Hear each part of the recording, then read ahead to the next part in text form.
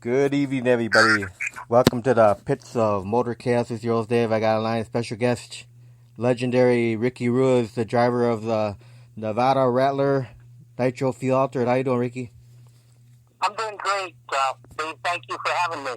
No problem. So how many years is this now? 50, what, 57, 58 years? 58, something like Well, that? I raced for 54 years, Dave, from 1961 to 2014 is when I ran my last race up in Alaska. Now, who's driving the car now? The car is actually parked. It's not being run. I retired the car the same time I did. My son wanted to drive, but I'm 5'6" and he's 6'3", so it wasn't a very good match. And he wanted me to modify it so he could drive. However, I ran I built that chassis myself, and I ran it for 30 years.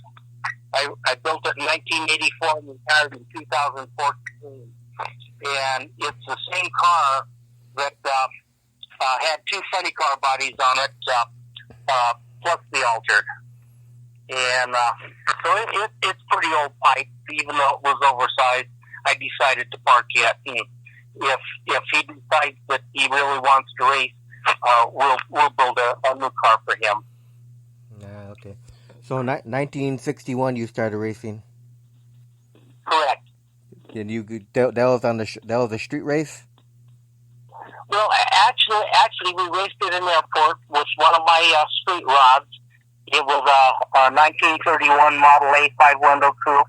It was a flathead and two Stromberg 94s on it.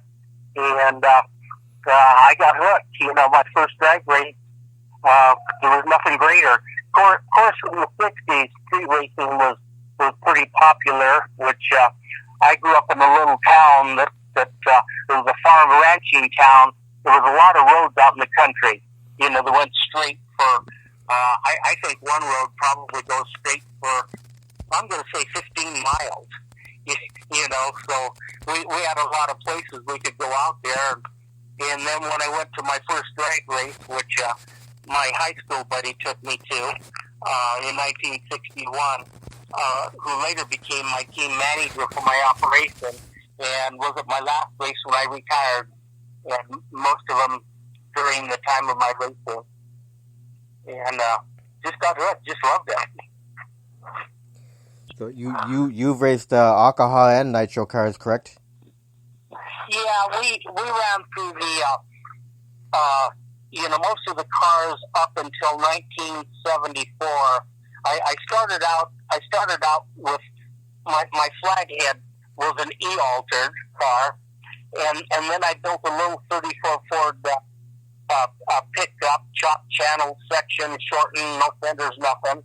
Ran C-altered with a small block in that, and then a bigger one B-altered. Then I put a 427 Chevy in it when they came out with them in 1966 and ran A-altered with that car. But then I built a little T-bucket, all metal T-bucket car, and took that 427 and put it in there. And actually, when I went to the races, I had to run deep comp, at the races with it. And that car, I drove it on the street, but that car ran on 992 at 144 miles an hour back in 1967, 68. It was a street driver. And then I went to an NHRA divisional race one year with it, and the tech guy told me my roll bar wasn't safe for me to race, and it kind of hurt my feelings, and that's when I had contracted John Shoemaker to build me a new chassis, an actual racing chassis out of Molly Tubby. And I ran that in 69, let's see, we ran that 69, 70, 71, 72, 73, and in 74, I switched it to fuel for a couple of races and ran it as an A fuel altered. And I won the World Finals, the AHRA World Finals in Fremont, California that year. And, I it's kind of interesting. I was explaining to somebody the trials and tribulations of racing, and as I went through each class and got good at it, where I could dominate the class, we always sold the car and moved into the next class and started over. The cycle was just over and over and over, the learning cycle. And then in 1970, I ran that altered through 74, and in 76, we started running a double B funny car. And it was a Woody Gilmore chassis car. And my first Hemi, I'd been running Chevrolets all along, and I switched to the Hemi at that time. And we had purchased a used double A funny car, stuck an old iron Hemi in it, and went funny car racing. And for a couple of years with that car, and then had New Visions. Roger and Steve McCracken, New Visions, out of Southern California, out of Placentia, California, built my Corvette for me. It was the first make or start fastback Corvette at that time. That was 1978. They built that car when the Corvettes were coming out with the fastback. And then we ran that on alcohol for a good part of its life. But in 1983, well, actually prior to that, in 1979, I wanted to get my nitro license. I wanted to go nitro racing. And so we put a combination together for that car to go run it and do my licensing runs to get my double A fuel license. And, I got some great autographs. Actually, I got great autographs with my alcohol license. I got Tommy Ivo and Dale Armstrong signing me off on that one. And then when I got my nitro license, I had Raymond Beadle and Gary Beck was there. He signed off, and Dale Armstrong for my nitro license. But the highlight of that car was in 1983. We took it to Tucson, to the AHRE Winter National. And I was sponsored and hired by a company called ICE Engineering. They were a nitrous company. And we put the car on nitrous oxide and alcohol and got permission to run both AHRA and NHRA as a double A fuel funny car using alcohol and nitrous oxide. And we did pretty good at those events with it. Till I had an engine failure, nothing to do with the nitrous of Pomona. But I put the combination back together, ran it in 84, and I was very competitive.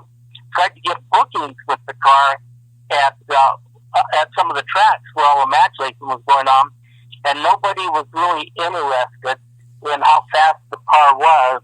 The fans want nitromethane, burnt rubber and nitromethane, and the cackle. And I realized at that time if I was going to survive, running a funny car. And ironically, I was making my living racing since 1978, full-time racing, and made my living off the car, 9 months out of the year racing it. And so at that time, I decided to, in 84, to build a new double A fuel funny car. And I built my own chassis. First time I'd ever used that, but I figured that would be a good way to practice. Built my own chassis, and that's the car I retired with in 2014. Same chassis, same rear end, had a few front halves put on it because I tried to move a few guardrails from time to time with the fuel altered one time with funny car. I don't know if you've ever seen Dean Papadea has one of his videos out was called Nighttime Fuel and Fire, and it shows my crash with my Capri funny car back in Englishtown in 1987. And so that was my first crash with that chassis, and so I front halved it, built a Cougar body, had a special body contracted from G&K out in South Carolina, and I think it was South Carolina, and we ran the Cougar as a double A funny car, and we did match races, but also did national events because I've had some tremendous people along the way, support our operation, and it was important to them that and me that they got the exposure, maximum exposure, so we'd run the national events. But in 1997, my budget just wasn't keeping up with the high sponsored cars. And it was at that time, after the World Finals, I decided, that we were only going to go run the fuel altered. So, and I look back at it, Dave, and I say, in my mind, I didn't say it out loud, but I was thinking, do I want a slow, funny car or a fast fuel altered? And so that was a pretty easy answer. And I can tell you the fuel altered at 200 miles an hour feels faster and more exciting than a fuel funny car, nitro funny car at 280 miles an hour. It's just an exciting car to drive. Right. And just that. Now, so after all those years of drag racing, what kept you passionate about doing it? What kept you passionate about to keep going? To keep going? Yeah. Well, I love the sport. I love the people. Ours was always family supported. I mean, I think key one, you got to have a good lady behind you to support you, and so that you can keep peace in the family. But I always took my family racing with me. My wife was instrumental in it. My kids grew up at the racetrack, made a lot of friends as they got older. And I say older, at about 8 years old, they started working on my crew for me. And in fact, my oldest boy at the time was backing me up from my burnouts with my double A fuel funny car. For me, it was the alcohol car, but at 8 years old. And that's when NHRA came out and says, "Oh, we can't have any kids at the track. You're not on the track unless they're 14 years old." And my son had been backing me up. I think he was about 10 at that time. And he knew more and was safe around the cars than anything. It was the passion. It was the people you meet. Dave, I got to say that the friends you make, the camaraderie, amongst the racers, it's just a very clean, fun, exciting sport. And, the driving of the car was just the cherry on top of the sundae. But I can tell you, even the bad times were good. And, we could write a book on. I think any racer could write a book on the situations going to and from the race and the breakdowns and everything. And so it was a fabulous way to raise my family and be able to take them around the country. To the country. My kids had me trained to stop at every water park along the way, museum or state park. We just had a good time, with a great life. Yeah, it was a nice vacation. Well, to them it was a vacation. I was working all the time, but, I loved my work. So to me, if you love your work, then if you love what you're doing, you'll never work a day in your life. I mean, I've heard that many times, but I got to tell you, it was a lot of work maintaining the truck and trailer. We did. I was pretty fortunate when I switched to nitro. It was a good experience for me. I kind of took to nitro like a fish to water. The car that I burned up in Englishtown was a manifold explosion that I'd had. And back in those days, we didn't have burst panels. And after that explosion and fire I had back there, whenever a car crashes, or have a fire, anything at the other end, all the tech guys are right on top of it. Taking pictures, evaluating, trying to figure out how to make the cars safer. And they determined from my manifold explosion that there needed to be something to let the pressure out on these manifolds when they reach a certain PSI. And thus the burst panel, as of January 1st, 1988, was initiated on any cars that was running the supercharger. So I can take responsibility for that safety aspect of it. So now with the fuel altered, what was the quickest pass you made with that fuel altered? Well, we ran. What I did, Dave, was when I went to run the fuel altered, no spare motor. I took all the high tech stuff off of the that we had on the funny car, clutch, fuel management. I even took the computer off, and I went back to basics. I went back to tuning with the spark plugs and the rod bearings. And I said, I'm going to run the car to where it doesn't hurt itself. I'm going to make a real wide tuning gap. Most of the guys run on a hairline, with their tune-up, and if they're on either side of it, they have destruction. So I set up a real wide tuning gap for myself, and my goal was to have a 5-second fuel altered. There weren't a lot of them that had run in the 5s at that time, and I wanted to be one of them, but I didn't want to hurt the motor, doing it. So I came out with a tune-up, and see, I had some great experiences with some racers, and I had all the notes, from them, from Terry Manzer with Roger Prim's tune-up, Don Gartlett. I worked for Gartlett, 1 year back in 94. It was 95.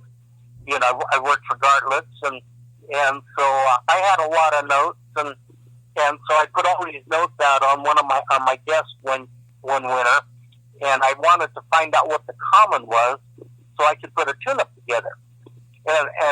And I can tell you, you can have someone that knows everything and really wants to help you. They can give you their entire tune-up, and it won't work for you. I mean, I don't, there are no two parts of the same blowers or anything. So I needed to establish my own tune-up. Thus, once I established the car will go from A to B and not hurt itself, the thing just started. Wherever we ran, I didn't tune the car to run any faster or slower each racetrack. I just wanted to go to A to B. And ironically, we did step up the nitro at altitude.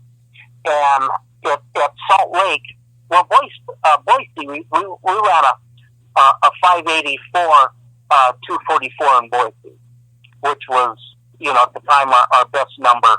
And then in Salt Lake one night we ran a 578 at 249. And the altitude corrected sheet at Salt Lake was 8,400 feet. And all I did was just step up the nitro a little bit because the altitude was so high. So that's the best we ran. And Dave, I ran it as in the transformer class. As you know, there's several classes of fuel altered. The 6.0 class is probably one of the best things that ever happened for fuel altered because you can run what you brung. It's got a 6.0 index, and my car would run down a gravel road. It'd run in the 6s. I mean, we ran in Southern Nevada, Top Gun Raceway, just doing an exhibition, match race with, I think it was Matt McCord at the time, his Gorilla fuel altered. Little dust on the track and everything, corrected altitude 8,400 feet. We ran their first 5-second run out there. And so, I just wanted to build a car that I could drive from A to B and have fun driving. We never pulled the heads off at the race unless we suspected we had a problem. We always pulled the pan off and rotated a fresh set of bearings in.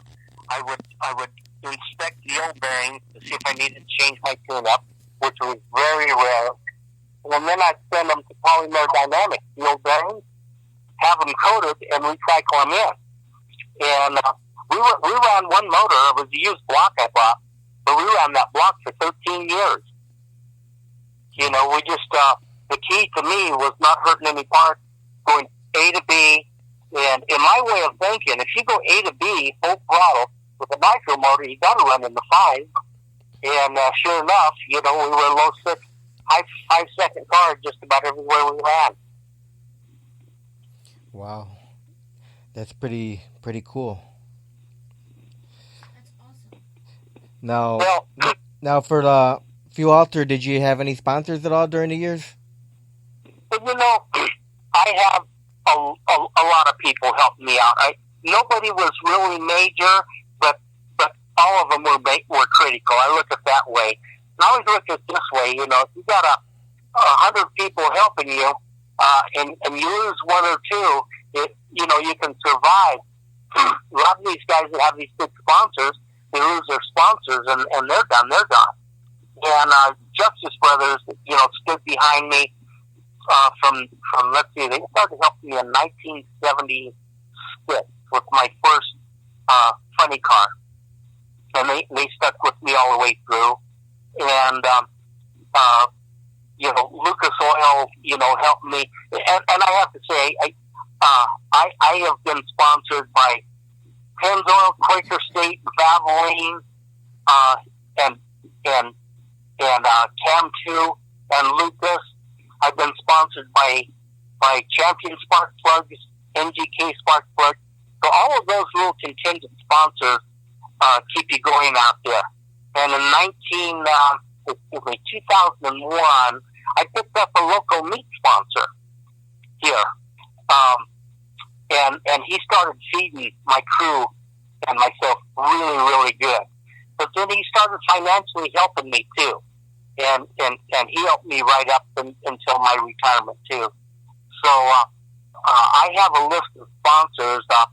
In fact, Dave, if you send me out your mailing address, I'll send you a video. And the last 5 minutes of my video is giving thanks to my sponsors, through the years, and the racetracks we raced at. And it's got music to it too. And captain and stuff. It's pretty cool to look at. But I've had people step up to the plate. Headman headers, they helped me for many decades. And when you don't have to take that money out of your pocket to buy parts, that's money going into your pocket. Mickey Thompson Tires, they sponsored me. I got help prior to them from Hoosier. And back when they were developing the Firestone drag split, Firestone helped me. Ken Warner from Firestone stepped up. So I can tell you there's a lot of sponsors on my car, truck, and trailer of people that just kept us out there all those years. Right. If we had to name them off, Dave, you'd have to have a 4-hour show. So now, besides your kids being on your crew, what other crew members did you have? Who else was on your crew? Well, my team manager, Louis Martin, took me to my first drag race in 1961, and he was at my last drag race in 2014. And other than when he was gone in the Air Force, he was around most of the time, with me. So Louis Martin and his wife Deanna, and I can tell you the ladies, the wives and the ladies that are at the races are extremely instrumental in what's going on too. I've got 2 daughters that traveled and raced with me, until they grew up and, they got their own lives, and got married and everything. But it's been pretty much a family affair. Once in a while we picked up, a friend or relative. They'd come out and help us a little bit, at the races. But my boys and Louie, and my daughters and my wife. My wife always packed a parachute, and it takes a pretty trusting man to let a woman pack your parachutes, right? Well, we've this year will be 48 years we've been together, and so she was instrumental always, and she makes a heck of a batch of spaghetti or tacos too, so that's key. Hey, if she cooks good, that that she gets to your heart. To get to the man's heart, you cook good food. Yeah. Well, and I got to tell you, when you feed your crew good. You got a pretty loyal crew. And once we got Blue Ribbon Meat as one of our sponsors back in 2001, and he came to the races, he'd never really been to any serious drag races or never been around a nitro car before. And him and his wife, Dana, just had a blast, and they loved it. And he started traveling with us. They bring their own travel trailer and travel with us and cook for us. And I'll tell you, the food was instrumental. And we ended up feeding a lot of the crew, a lot of the crew guys around us that didn't have, someone cooking for them. They rate those donuts you get at 7-Eleven and stuff. We'd invite them over too. And that's again, the camaraderie of the friends you make. And with that said, I've gone to races, not racing, had people invite me in, and the hospitality that was extended to me, in turn, just made the sport worth it. Fabulous life days. I can't tell you, how blessed I've been, to have such a great life in drag racing. A great life and a great wife. Well, totally. And in the other order, great wife gives you a great life. When you find your soulmate that will support you in your racing, and I have to tell you, she would support me if I was skydiving. She's just a wonderful lady that supported me whatever I did. I used to do some pretty crazy stuff, but mostly common sense stuff. Drag racing is probably the safest thing I've ever done. Yeah. Because the cars are built to crash. My car, I've been through 3 concrete guardrails off the end of the track, almost 1,000 feet, into a metal guardrail, and never been hurt in it. However, I've fallen off my roller skates and broke my shoulder. Got hit from behind pulling into a parking lot, broke my neck, working construction, had a concrete hopper collapse and took my hand off, so outside of the race cars where all the danger lurks, not in the car. Yeah, that just proves how safe the drag racing cars are. When you see if you were to count how many quarter mile passes have been made since the inception of the sport and how many lives have been lost, and unfortunately in the earlier years, the lives that were lost is what brought the safety to our cars today. And I sadly saw some of those, and it made me build a better, safer car. In the earlier days, Double B funny cars didn't have the stringent safety that was required as on a double A car. Example, double A's had to have more fire system on it. They had to have 2 parachutes. There was a lot of little things that they had to have that alcohol cars didn't have. Well, when I started racing my car and built my first car, it had my first car was a double A car. It had all the safety equipment of a double A car, and I've never feared for my life, in a race car. And I think, if you're a driver, you can't be fearing or be afraid. You have to have respect, for it. And I can't, and I can tell you, it has scared the heck out of me many times too. I'll tell you, I have been afraid a few times, And what's interesting is a lot of people, the most exciting part of the whole ride and the busiest you are in the car is in the shut-off area. And as soon as you shut that motor down and unload those tires and get the chutes open, I think if you watch the racing, watch what these cars do when they shut the cars off. Trying to cross the center lines, taking off on them and stuff. And so it's really important that the safety aspect to me was always there, because I had a family, had children, started with family very young, and got 4 children, 11 grandchildren, and a great granddaughter. So I always thought of them whenever I got into the car, whenever I built the car, anything I ever did. It was about them too. Yeah. So when you first got into drag racing, Ricky, what drivers were inspirational to you? Did you have any heroes back when you started? Oh gosh, yeah. I have to tell you. In the day, everybody admires Don Gartlitz. Gartlitz was always one of my heroes, and it was really a privilege to work for him the year that I did. But one of my real heroes, and I admired just about everybody out there at the time, but one of my real heroes was Rich Guasco. When I saw the Pure Hill AA fuel altered run in 1964, I had never seen, heard of, or even knew of a AA fuel altered. And when I saw that car run, and after it ran, we was in Southern California, San Fernando Valley, I went over to the pit, and I stood there, and my mouth, still hadn't closed from watching the car run.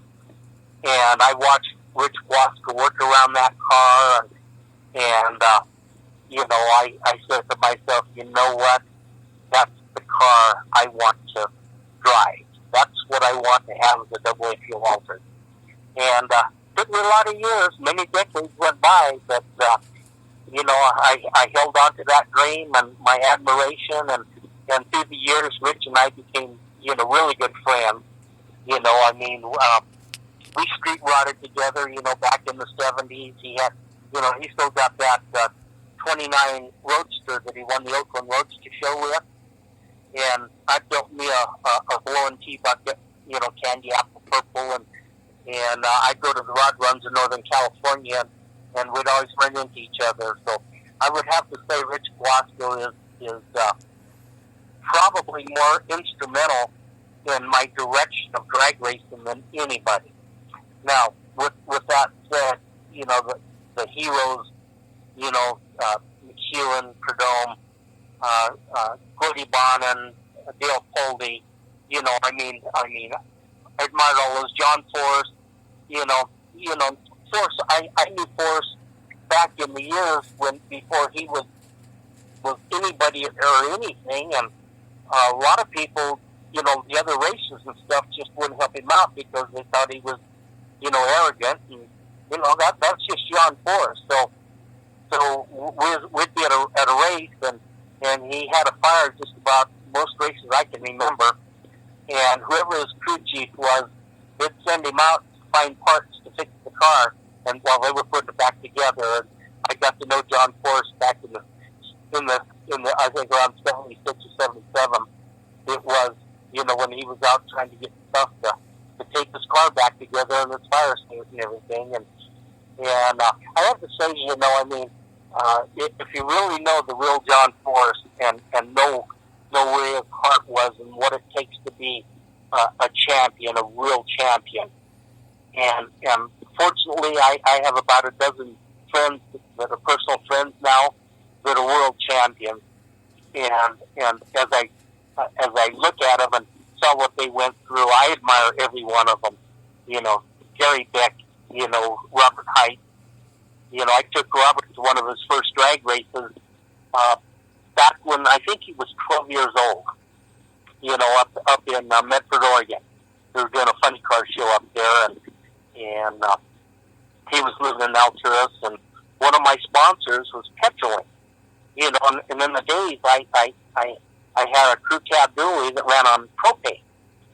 I say back in the day, I still got that truck, but I was being fueled up in Alturas, and I invited Bob, the manager of the plant, his boys, and Robert, to a race in Eagle Point, Oregon. And so they came up there and raced, and then later Robert got a job working for Roger Prim here in Reno, working on his car. And, Robert has really paid his dues. And then he went to work for John Forrest. And a lot of my parts, I very